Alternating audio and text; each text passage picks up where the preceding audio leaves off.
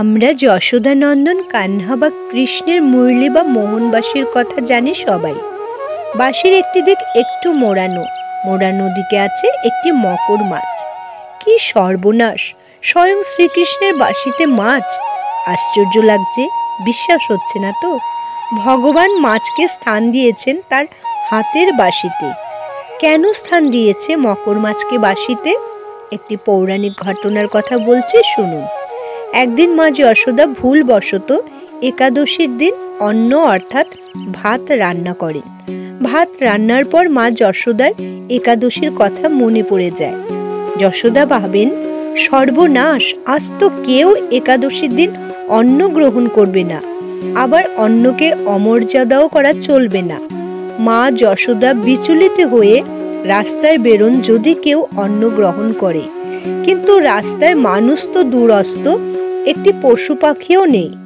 যশোদা মা আনমনে চিন্তিত হয়ে হাঁটতে হাঁটতে একটি জলাশয়ের পাশে এসে বসেন এবং ভাবতে থাকেন কি করা যায়। হঠাৎ জলাশয়ে মা যশোদা একটি মকর মাছকে দেখতে পান। যশোদা মাছটিকে অন্ন গ্রহণ করার জন্য অনুরোধ জানান। মাছটি মা যশোদাকে বলে, একাদশীর দিন অন্ন গ্রহণ করলে তাকে পাপের ভাগীদার হতে হবে, তবে একটি উপায় আছে, যদি কৃষ্ণ পাপ উন্মোচন করতে সাহায্য করে তবে সে অন্ন গ্রহণ করবে।